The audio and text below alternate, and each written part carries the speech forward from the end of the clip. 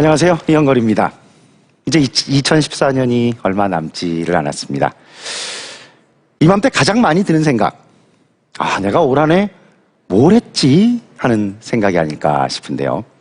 특히 미래가 불안한 청춘들은 한 해가 가는 이맘때 더 불안하고 더 고민이 클 겁니다. 특히 이 청춘들, 그들에게 요즘 무슨 고민이 있냐를 물어봤더니 진로, 혹은 취업, 그리고 그에 따른 여러 가지 경제적인 문제들. 그런데 심지어 아예 나는 꿈이 없다 라고 대답하는 사람도 있었습니다. 그래서 오늘 강연 백도시에서는 우리 청춘들의 고민을 나눠보는 시간 준비했습니다. 앞으로 어떻게 살 것인가라는 막연한 질문에 조금이나마 답을 찾을 수 있기를 바랍니다. 오늘 강연 백도시 첫 강연 시작하겠습니다.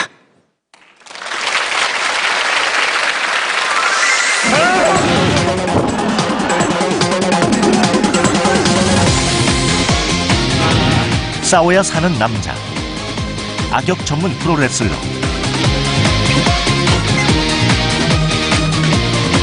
때론 부드럽게 롤케이크를 만드는 남자, 가지각색 직업의 소유자, 육체파 지식 노동자 김남훈. 하고 싶은 일이 좀 많고요. 호기심 아직도 갖고 있는 그 마음 많은 10대 후반이에요. 그래서 하고 싶은 일이 많다 보니까 그런 걸 하기 위해서 노력하다 보니까 좀 여러 가지를 하게 됐습니다. 자신의 길을 찾아 방황하다가 늦은 나이에 시작한 프로레슬링. 하지만 경기 도중 하반신이 마비되는 위기가 찾아왔습니다. 그는 피나는 노력 끝에 다시 일어섰고 실패를 계기로 더 큰 꿈을 꾸게 됐습니다. 어떤 일을 하고 싶을 때, 어떤 꿈이 있고 목표가 있을 때 가장 현명하고 가장 빠른 길은요, 그냥 하는 겁니다. 일단 하세요. 실패를 두려워하는 인생이야말로 실패한 이상이다. 파이팅! 도전하자! 꿈을 향한 원펀치, 김남훈 씨를 소개합니다.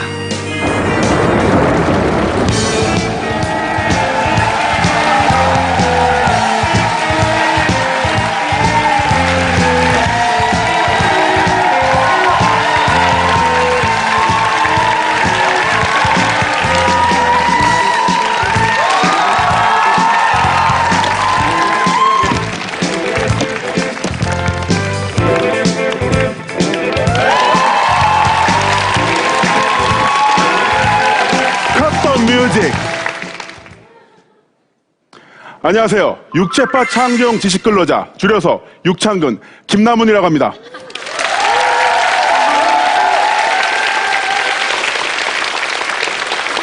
자, 제 소개를 하겠습니다. 저는 몸으로 먹고 사는 프로레슬러이고요. 입으로 먹고 사는 방송인이자 스포츠 해설가이기도 합니다. 또한 12권의 책을 낸 저술가이기도 한데요. 12권. 대단하죠. 사실 12라는 숫자는 저에게 각별한 의미가 있습니다.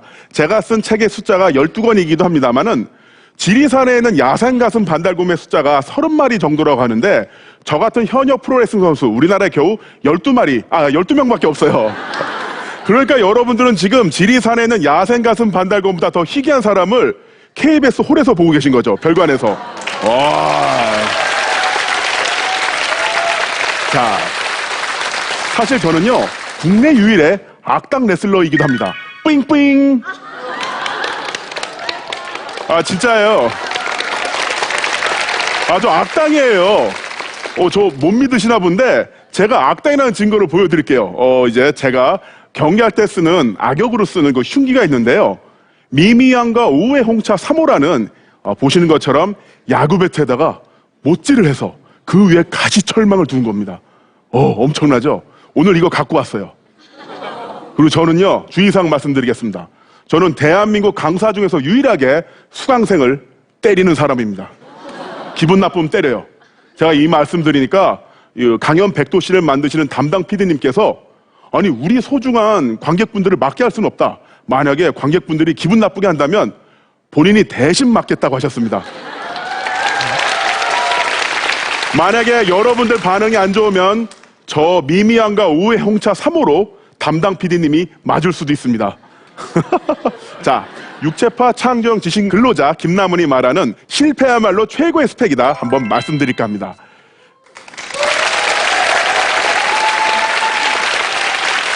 자, 얼마 전에 수능이 있었습니다. 약 50만 명의 수험생이 수능 시험을 받고 또 상당수는 낙담을 했겠죠. 원래 시험이란 거 그렇잖아요. 근데 사실 수능이 시험이긴 합니다만 하나의 테스트잖아요. 내가 얼마만큼 공부했는지를 알아보는 하나의 척도일 뿐인데 왜 그렇게 사람들이 많이 노심초사할까요? 그건 뭐냐면요. 우리나라가 갖고 있는, 한국 사회가 갖고 있는 특수성이 있습니다. 워낙 학벌을 중요시하는 사회이다 보니까 좋은 수능 점수를 받으면 좋은 대학에 갈 수 있고요. 좋은 대학에 가면 좋은 스펙이 됩니다. 좋은 스펙이 되면 원하던 꿈을 이룰 수 있어. 이렇게들 많이 이야기하죠. 자, 스펙이란 말 많이 사용하죠. 너는 스펙이 좋으니까 좋은 학교 갈 수 있을 거야. 너는 외모 스펙이 되니까 연예인 해야 되겠다. 이런 말 많이 하잖아요. 근데 사실 스펙이란 단어는 기계한테 쓰는 말입니다. 스마트폰 스펙, 자동차 스펙, 뭐 컴퓨터 스펙 이런 것처럼 원래 기계한테 쓰는 말인데 사람한테 스펙이란 단어를 쓰는 나라가 바로 대한민국입니다. 이거 정말 끔찍한 거예요. 우리 사람이잖아요. 생각하고 말하고 감정을 교감하고 몸 안에서 심장이 뛰고 있고 피가 돌고 있는데 어떻게 사람한테 기계한테 쓰는 말을 쓸 수 있을까요? 그만큼 너무나 경쟁이 치열하기 때문이죠. 너무 경쟁이 치열하니까 이 젊은이들 사이에서 최소한의 변별력을 유지하려고 하다 보니까 그 스펙이라는 단어를 사람한테 쓰면서까지 경쟁을 또 유도하는 그런 시스템이 정착된 겁니다. 제가 또 이런 말씀 드리면 또 어떤 어르신들은 이렇게 이야기를 하시죠. 아유, 우리 때는 하루 세 끼가 아니라 하루 한 끼도 못 먹고 살았는데 요즘 밥 굶는 애들이 어딨어. 이 정도면 잘 사는 거지. 뭐가 고생을 해. 이렇게 말씀하시는데 아우, 감히 말씀드리는데 아마 단군 일에 가장 고생하는 젊은이들이 지금의 젊은이들일 겁니다. 사실 지금의 직장인들이 서울에서 집을 살기 위해선 시간이 얼마나 걸리는지 아세요? 만 27년이 걸린다고 합니다. 만 27년 동안 꼬박 월급을 저축해야만 집을 살 수 있대요. 근데 그렇게 할 수 있나요? 27년 동안 큰 병 한 번 안 걸리고 교통사고 한 번 안 당하고 해외여행 한 번 안 가보고 그렇게 살 수 있어요? 안 되죠. 그러니까 너무나 힘든 거예요. 이게 너무나 힘들다 보니까 사람들은 스펙이라는 단어에 집착하면서 어떠한 형태로든 스펙을 쌓기 위해서 노력하는 것이죠. 사실 이건 좀 끔찍합니다. 너무 끔찍한 거죠. 그런데요, 사람과 사람이 가장 치열하게 경쟁하는 곳, 바로 그 격투기 경기장이 될 텐데요. 이런 이종 격투기 경기장에서 두 명의 파이터가 싸운다고 할 때 가장 중요한 스펙, 어떤 게 있을까요? 네, 힘, 또 어떤 게 있을까요? 기술, 스피드. 자, 여러 가지 말씀해 주셨는데 기본적으로 격투기는 체급을 맞춥니다. 여러분들이 좋아하는 김동현 선수 있죠? 김동현 선수의 체급은 77kg 웰터급입니다. 그러면 같은 체급의 선수를 맞추다 보니까 기본적인 그 힘도 비슷하고요. 또한 전적이 비슷한 선수를 맞추니까 또 기술도 비슷합니다. 근데 유일하게 못 맞추는 부분이 있는데 그게 뭐냐면 바로 리치예요. 팔이 길면 길수록 유리하고 짧으면 짧을수록 불리한데요. 자, 그럼 여기서 한번 누구 용감한 제작진 한 분 안 계십니까? 네, 박수 한번 쳐주시죠. 오, 용감한 남자가 나왔어. 네, 자, 일리 오시죠. 자, 제가 보니까 딱 봐도 막내예요. 원래 이런 굳은 일은 막내가 하는 거죠. 어쩔 수 없습니다. 연공서열이 있는 사회니까요. 고생하고 있습니다. 자, 근데 이왕 나온 김에 그냥 한번 시합 한번 할까요? 네. 진짜로요? 네. 정말로? 네. 왜 이렇게 사이가 안 좋아요? 자, 저를 보신 상태에서 오른팔 한번 뻗어 보십시오. 너무 긴장하지 마시고요. 네. 자, 뻗어 보시고요. 자, 이 거리가 바로 우리 FD 분의 공격 가는 거리 리치입니다. 즉 상대방을 공격하기 위해서는 이 팔 길이 안쪽으로 끌어들이거나 본인이 스텝을 밟으면서 안쪽으로 들어가야 되죠. 그럼 저랑 한번 팔 길이를 비교해 볼게요. 그러니까 저는 그 안전거리가 있는 상태에서 죄송합니다. 우리 FD 분의 얼굴에 주먹을 집어넣을 수가 있고요. 이분은 저를 공격하기 위해서는 들어오다가 더 심하게 걸릴 수도 있고 또한 그 레슬링 싸움을 할 때도요. 테이크다운을 할 때도 자, 한번 안아보겠습니다. 자, 한번 저를 안아보시죠. 네. 자, 한번 돌아볼게요. 자, 못 잡죠? 자, 겨우 3cm 때문에 저는 이렇게 유리하고 우리 FD분은 불리할 수밖에 없는 거죠. 일단 큰 박수 한번 보내주십시오. 네. 아, 정말 용감한 남자예요. 용감한 남자. 원래 용감한 남자는 미녀를 얻는다고 했는데 미남에게 안기고 말았죠. 죄송스러운데요. 자, 이렇게 스펙을 비교해봤습니다. 겨우 3cm의 리치 차이, 별거 아니죠. 별거 아닙니다. 일상생활에서 아니면 공부를 하거나 운전을 하거나 겨우 3cm 때문에 불리한 거 있나요? 없죠. 하지만 이 격투기 링에서는 겨우 3cm 때문에 누군 유리하고 누군 불리할 수밖에 없는 겁니다. 그러다 보니까 사람들이 실패를 두려워하게 됐어요. 왜냐? 어떤 일에 도전을 했을 때 실패를 하면 스펙이 떨어진다고 생각하고 스펙이 떨어지면 불리해진다고 생각하니까 아예 도전을 하지 않게 되는 그런 순환에 빠지게 되고 만 겁니다.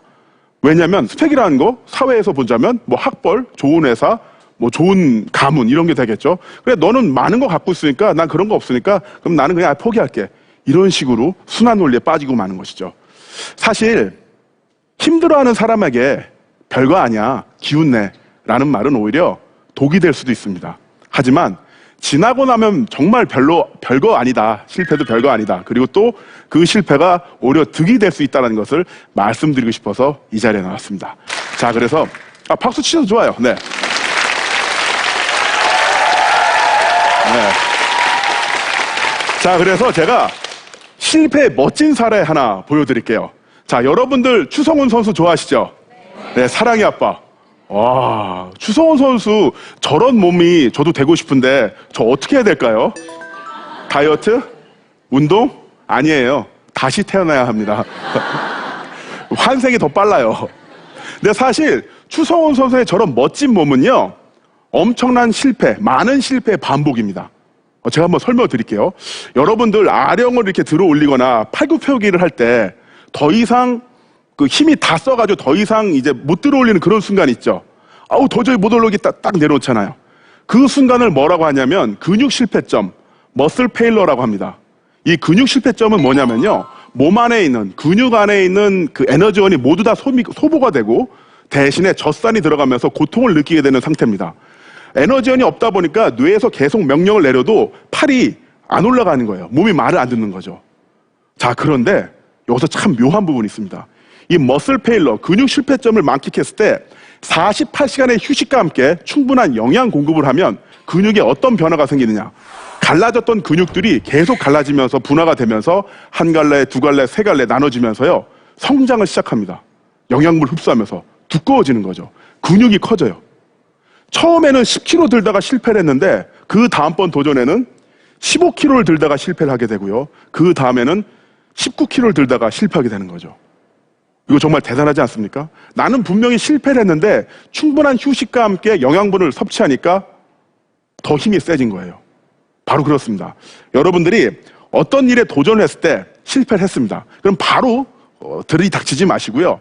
48시간의 휴식처럼 충분히 자신의 몸과 마음을 이렇게 가다듬은 상태에서 영양 공급, 공부죠. 전문가를 찾아가고 또한 공부를 하면서 왜 내가 실패했는지를 알게 된다면은 처음에 이만큼 해서 실패를 했다면 그 다음번 도전에서는 이만큼 갈 수 있는 거죠. 근데 이 도달 지점이라는 것은 바로 여기서 실패를 했기 때문에 여기까지 갈 수 있었던 겁니다.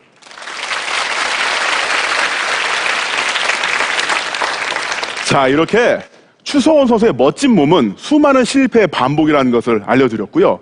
자, 또 하나 정말 엄청난 실패를 만끽했었던 어느 파이터의 이야기를 들려드릴까 합니다. 자, 그 사람은요, 어느 날 경기에서 시합을 하다가 링에서 거꾸로 떨어진 사고를 당했다고 합니다. 목 부분에 큰 부상을 당해서 하반신 마비가 됐었다고 하는데요. 그 사람이 누구냐면 바로 접니다. 네, 이 링이 철제 케이블로 되어 있어요. 철제 케이블로 되어 있고 여러분들 보시기에 그 링 모서리에 있는 턴버클 안에 있는 볼트와 너트를 풀고 조여서 이 탄성을 조절하게 되어 있는데 제가 너무 마음이 급하다 보니까 어느 날 이걸 제대로 체크를 안 하고 시합을 했어요. 처음에 앞으로 로프 반동을 했는데 괜찮았습니다. 두 번째 로프 반동을 할 때 괜찮았어요. 근데 마지막 세 번째 로프 반동을 할 때 맨 위에 있는 3단 로프가 쭉 미끄러지면서 장외 시멘트 바닥으로 거꾸로 추락을 했습니다. 그런데 정말 기적 같은 일이 일어났죠. 만약에 제가 정수리부터 떨어졌으면 부러져서 죽었을 거예요. 근데 다행히 목이 꺾인 상태에서 어깨랑 등이 먼저 닿으면서 충격이 좀 완화가 됐죠. 처음엔 괜찮았어요. 링 위로 딱 올라와서 자세를 잡았죠. 컴온! 이렇게 자세를 잡았는데 발끝으로 전기가 찌릿찌릿 3번 정도 오더니만 사람이 이렇게 슬로우 비디오로 쓰러지는 겁니다. 영화에서 보는 것처럼. 로키의 한 장면처럼. 뭔가 느낌이 이상해서 제 몸을 이렇게 굴려서 장외로 나갔죠. 장외로 나가 있는 상태에서 제 손을 다리로 만져보니까 제 손이 제 다리를 만진 느낌이 있는데 제 다리에는 아무런 느낌이 없는 거예요. 이거 이러면 안 되는데? 또 고개를 들어서 발가락을 움직여 봤는데 안 움직여져요. 순간 저도 모르게 엿됐다 이렇게 외치고는 119를 불러서 병원으로 갔죠. 의사 선생님이 하시는 말씀이 그 목뼈 안에 이렇게 신경이 지나가잖아요. 이 신경이 끊어진 건 아니라고 하더라고요. 그 데미지를 받아서 잠시 움직이지 못하게 됐는데 언젠가 풀리겠지만 언제 풀릴지는 모르겠다는 판정을 받고 집으로 돌아가게 됐습니다. 그러면서 하시는 말씀이 계속 꾸준히 움직이는 연습을 해라 이렇게 말씀해 주셨는데 사실 병원에 갔는데 해줄 수 있는 게 별로 없다라는 말처럼 좌절스러운 말이 없잖아요. 정말 저는 집에 와서 하반신 마비가 된 상태에서 누워있는데 천장을 바라봤습니다. 그 천장을 바라보면서 이제 내가 죽을 때까지 저 천장을 바라보면서 살아야 되는 건가 이런 생각이 들더라고요. 그래서 저는 누워서 텔레비전 보고 밥 먹고 자고 누워서 텔레비전 보고 밥 먹고 자고 이거를 계속 반복했어요. 그러다 보니까 몸무게도 110, 120, 130, 140 계속 이렇게 커졌죠. 그 사람이 사람으로서 자존심에 상처가 나는 시기 언제인지 아세요? 사람으로서 최소한의 위생과 청결을 책임지지 못할 때 자존심에 상처가 납니다. 제가 누워있는 상태에서 저도 모르게 대소변 실수를 하잖아요. 그러면 그 오물들이 제 몸 밖으로 나오고요. 저도 모르는 상태에서 냄새가 방 안에 가득 퍼집니다. 그리고 잠시 후에 등 위로 타고 올라오죠. 전 움직일 수 없어요. 느낌이 어떻겠어요? 진짜 엄청났었겠죠. 자, 그러다가 어느 날 그 평택에서 아버지가 올라오셨어요. 근데 아버지가 별 말씀 안 하시고 그 식사를 차려주시길래 같이 밥을 먹고 잠을 잤습니다. 그런데 새벽녘에 제 손에 뭔가 부드럽고 따뜻한 느낌이 있어서 눈을 떠서 보니까 아버지가 제 손을 꼭 붙잡고 주무시고 계시는 거예요. 뭔가 울컥거림이 있었어요. 처음에는 그 울컥거림이 아주 작고 미미했다가 잠시 후에 제가 있는 방과 제 몸을 완전히 감싸 안았고요. 그 울컥거림이 계속 커지면서 일어서서 안아드리고 싶다. 태어나서 처음으로 효도 좀 해보자. 이런 생각이 들었습니다. 그러면서 삶에 대한 의지가 생기니까 먹고 싶은 게 생겼습니다. 그게 뭐였냐면 바로 햄버거였습니다. 그래서 저는 햄버거를 먹기 위해서 다시 걸어야겠다. 이렇게 마음 먹었던 거죠.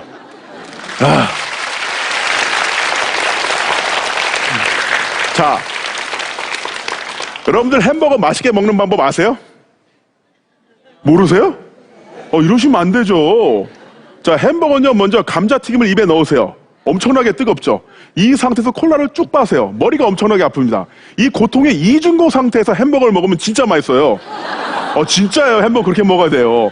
근데 친구들이 햄버거를 사다 주긴 하는데 콜라 김 빠져있고 식었고 맛이 없잖아요. 그래서 내가 맛있는 햄버거를 먹기 위해서 직접 매장에 가야겠다. 이렇게 마음을 먹었습니다. 일단은요, 누워있는 상태에서 기어가는 연습을 했습니다. 자, 여기 텔레비전 앞에서 기어서 화장실 앞까지 기어가는 연습을 했고요. 화장실 앞까지 기어가게 되자 그 다음에는 문 앞까지 기어가는 연습을 했습니다. 이렇게 텔레비전 앞에서 화장실, 문 앞까지 기어가는데 반년이 걸렸어요. 6개월. 그래서 제가 살았던 옛날 집 장판을 보면 제가 손톱으로 긁었던 자국들, 밀고 나왔던 자국들 다 그대로 나 있는데요. 그런데 의사 선생님 말씀이 맞았습니다. 계속 움직이니까 발끝에 희미하게 감각이 돌아오더라고요. 그때는 벽에 있는 손잡이를 붙잡고 일어서는 연습을 계속했죠. 또 6개월이 지났을 때는 벽에다 손을 짚고 아주 천천히 걸을 수 있는, 진짜 아주 천천히 걸을 수 있는 상태가 됐습니다. 드디어 걷게 됐죠. 그래서 기쁜 마음에 지하철 새벽 첫 차를 타고 서울 시내로 햄버거를 먹으러 나갔습니다. 그게 목표였잖아요.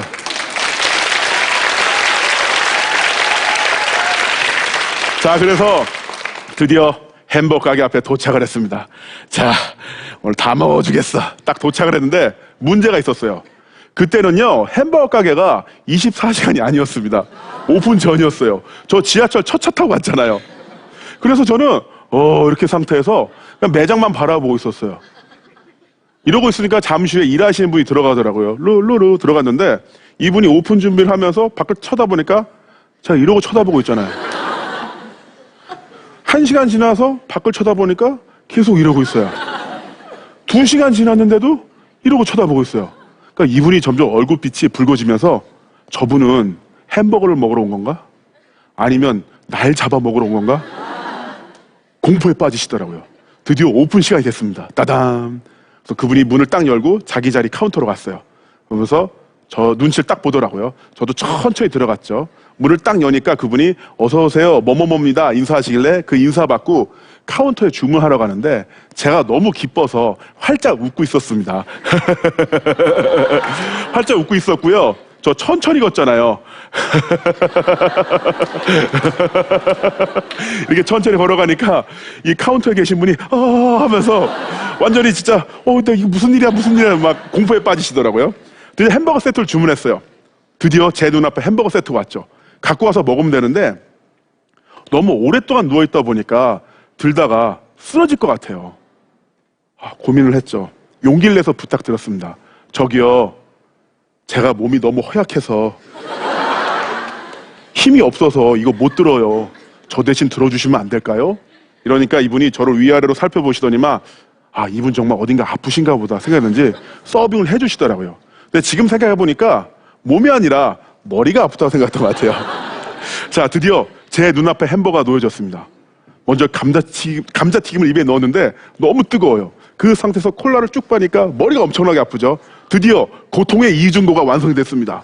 햄버거를 한 입 딱 눌고 칵 깨물었는데 빵이랑 고기 패티가 아삭아삭 씹히면서 식도를 타고 넘어가는데 너무 맛있어서 막 눈물이 나는 거예요. 울다가 저 다시 걷게 됐잖아요. 막 웃었어요. 이렇게 울고 웃으면서 햄버거를 먹다가 카운터를 딱 보니까 카운터에 계신 분은 이미 멘탈 붕괴에 빠져가지고 하면서 비상벨을 누르러 가더라고요.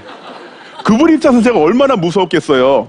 자, 어쨌든 저는 그날 울고 웃으면서 햄버거를 먹었고 바로 그날 남부터미널에서 버스를 타고 평택에 내려가 아버지를 만나 서 있는 상태에서 안아드릴 수가 있었습니다. 다시 걷게 된 거죠.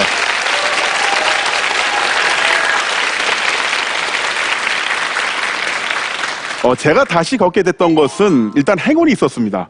신경이 끊어지지 않았다는 행운이 있었고요. 그리고 또 하나가 있었습니다. 그게 뭐냐면 바로 스몰 빅토리입니다. 자, 스몰 빅토리는 뭐냐면 바로 작은 승리죠.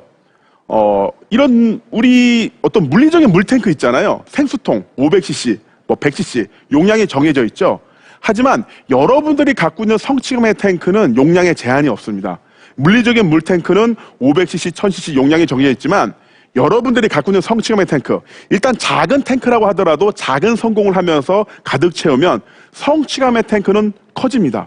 그 커진 상태에서 또 한 번 스몰 빅토리를 넣어주면 계속 커지는 거죠. 제가 만약에 처음부터 누워있는 상태에서 일어서서 걸으려고 했다면 힘들었을 거예요. 누워있는 상태에서는 기어가는 연습을 하고, 기어가게 되자 그 다음에는 일어서는 연습을 하고, 일어서게 되자 그 다음에는 벽에 손을 잡고 걷는 연습을 단계별로 계속 반복하면서 다시 걸을 수 있었던 거죠. 여러분들도 여러분들이 갖고 있는 성취감의 탱크를 결코 무시하지 마십시오. 500cc를 채우면 5000cc로 커지고요. 5000cc를 커지면 10,000cc로 커집니다. 계속 그렇게 스몰 빅토리를 반복하다 보면 빅 빅토리, 엄청난 승리를 맛볼 수 있는 거죠. 저는 그런 스몰 빅토리를 반복한 끝에 2007년에는 프로레슬러로 복귀를 하기도 했고요. 또한 2010년에는 일본 DDT 프로레슬링 단쇼쿠 디노 선수를 꺾고 14대 챔피언에 오르기도 했습니다. 바로 저게 제 챔피언 벨트예요. 저의 이 감동적이고 아름다운 이야기는 고등학교 교과서 진로와 직업의 칼라로 소개되었습니다.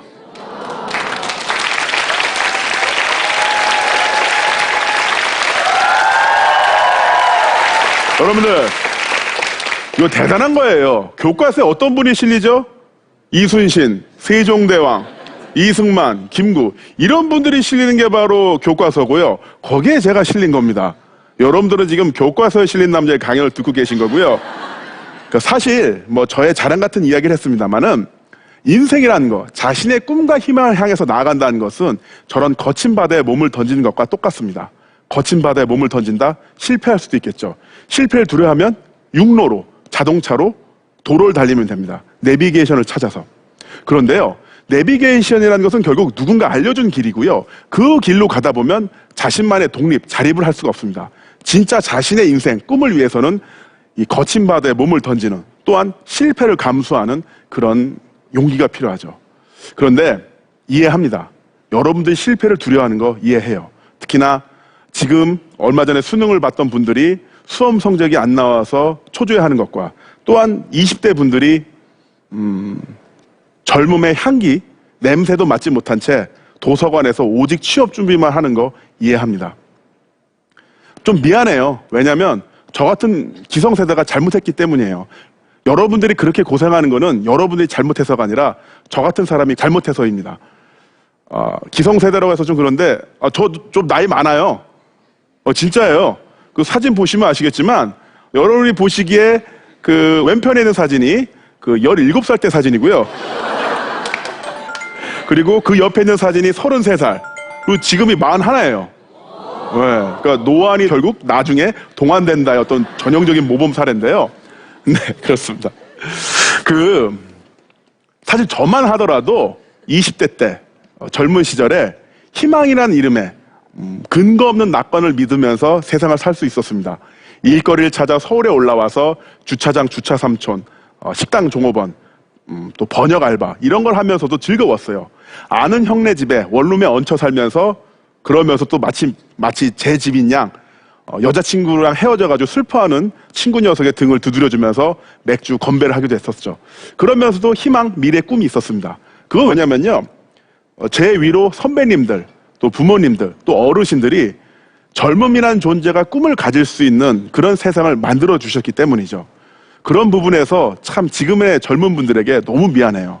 이 40대 우리 선배들이 너무 제대로 못해서 그런 세상을 못 물려줘서 정말 미안합니다. 그래도 우리 어른들에게 한 번만 더 기회를 주세요. 여러분들이 사회에 나가서 어떤 일을 하든 간에 열심히만 일을 하면 사람처럼 살 수 있는 그런 세상을 만들도록 노력을 할 테니까 실패를 두려워하지 말고 앞으로 나아가십시오. 그 실패를 자신의 것으로 받아들이고 또 적용한다면 그 실패는 경험이라는 엄청난 훌륭한 자산으로 바뀔 겁니다. 그 실패, 자산, 실패야말로 최고의 스펙이다 믿으시면서 앞으로 나아가셨으면 합니다. 고맙습니다. 자,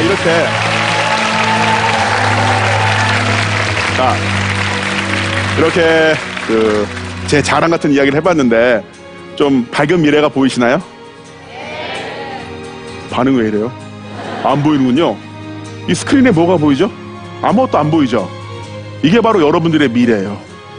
여러분들의 미래는 아무것도 안 보여요. 하지만 여러분들의 미래가 보이지 않는 것은 없기 때문이 아니라 너무나 눈이 부시기 때문에 보이지 않는 겁니다.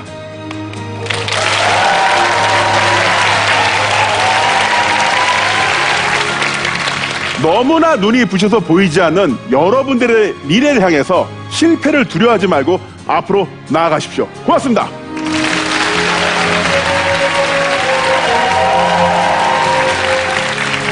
박수 한번 하시죠. 제가 악수를 하고 싶었던 게 프로레슬러의 손은 과연 어떤 느낌일까 한번 잡아보고 싶었거든요. 근데 그렇게 크지 않아요. 근데 꽉 쥐면 악력은 대단할 것 같고. 쥐어드릴까요? 아니요, 됐습니다. 예. 참아주십시오. 네. 예. 그나저나 김남훈 씨가 경기할 때는 악역 캐릭터였잖아요. 그렇습니다. 물론 이렇게 딱 얼굴만 봐도 그대로잖아요, 그죠? 악역이? 네, 일단 생긴 게 악역이기도 하고요. 예. 제가 그 캐릭터를 만들었죠. 뭐냐면 저는 그냥 밑도 끝도 없는 악역이 아니라 나 자신을 가장 사랑하는 악역이다. 나 자신을 가장 사랑하기 때문에 반칙을 하는 거다. 이런 식으로 컨셉을 잡아서 저만의 캐릭터를 만들었었죠. 네. 그러니까 많은 분들이 귀여워해 주시더라고요. 지금 봐도 밉지 않은 악역일 것 같아요. 그렇죠? 예. 오늘 강연도 아주 열정적이고 인상적이었고요. 계신 분들 중에 궁금하신 점이 좀 있을 것 같은데 질문 받겠습니다. 네, 안녕하세요. 저는 서강대학교 커뮤니케이션 학부 학생 박성영이라고 하는데요. 제가 궁금한 건 프로레슬링 하시다가 다치셔서 하반신 마비까지 오셨는데 다 낫고 나서 또 프로레슬링에 복귀를 하셨잖아요. 그때 처음 도전할 때보다 더 두렵고 더 용기가 안 났을 것 같은데 이걸 어떻게 극복하셨는지 궁금합니다. 네. 그 좋은 말씀 해주셨는데요. 사실 두렵긴 했습니다. 하지만 그 사람이 살아가는 목표 중에 하나는 바로 자신의 즐거움을 찾는 거라고 생각을 해요. 내가 어떤 일을 했을 때 내 심장이 가장 활기차게 뛰고 있는지 그 템포, 그 순간을 기억하는 게 가장 중요하다고 보고요. 사실 저는 프로 레슬링 때문에 가장 힘들기도 했습니다만 프로 레슬링 때문에 가장 행복하기도 했습니다. 또한 프로 레슬링이 있기 때문에 강연 백도씨 같은 이런 훌륭한 프로그램에서 여러분과 또 마주하게 된 것이고요. 그러면 제가 프로 레슬링을 포기할 이유가 없죠. 물론 좀 조심해서 살살 해야긴 하겠습니다만 특히나 부모님한테 너무 미안하긴 해요. 진짜 정말 그 오토바이 프로레슬링 격투기 엄마가 싫어하는 모든 걸 40년째 하다 보니까 정말 죄송스럽긴 한데 네. 그래도 어쩌겠습니까? 그 자신이 좋아하는 거, 내 심장이 솔직하게 뛰는 방향으로 가야만 행복하다고 보고 있습니다. 아, 그렇군요. 또 질문하실 분 계십니까? 네. 네, 어떻게 말을 잘하시는지 정말 궁금합니다.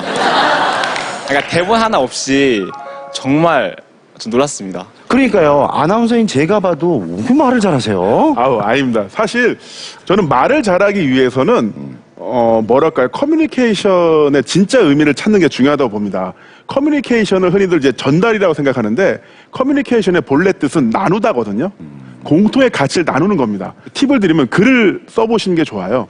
글을 쓰고 자신이 한번 직접 읽어보시고 또 하나 또 팁을 드리면 고전을 읽어보시면 네. 굉장히 호흡이 긴 문장을 읽다 보면은 자연스럽게 사고의 폭이 넓어지고 말을 좀 할 수 있게 됩니다. 네. 근데 사실 저 그렇게 말 잘하는 편은 아닙니다. 예, 고맙습니다. 아유, 또 이렇게 겸손하기까지. 혹시 김남훈 씨한테 또 궁금한 거 있으세요? 굉장히 좋은 말씀 많이 해주셨는데 실패에 대해서 말씀을 많이 해주셨어요. 근데 혹시 본인이 생각하는 성공의 의미는 무엇인지 되게 궁금합니다. 제가 사실 프로레슬러로 처음 링에 올랐을 때 저는 좌절감을 맛봤어요. 저는 경기장에서 딱 링에 올라서자마자 나는 헐크 호간, 얼티밋 워리어, 마초맨 이런 사람들처럼 안 될 거야. 작고 힘도 없고 아무것도 안 되네. 난 그냥 취미로 하는 프로레슬링 선수네. 엄청난 자괴감에 빠졌어요. 너무나 그분들이랑 갈 수 없으니까.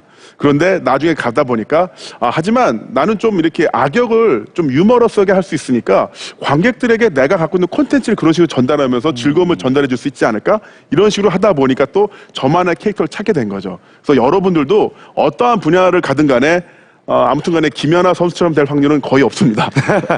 하지만 그때라고 해서 낙담하지 마시고 자신만의 가치를 새롭게 찾아보신다면 분명히 성공한 인생이 될 수 있을 거라고 생각합니다. 네. 본인이 겪어왔던 실패담, 그리고 그거를 이겨낸 과정을 정말 솔직하게 여러분께 다 털어놓고 갑니다. 오늘 강연자 김남훈 씨에게 여러분 큰 박수 보내주십시오. 감사합니다.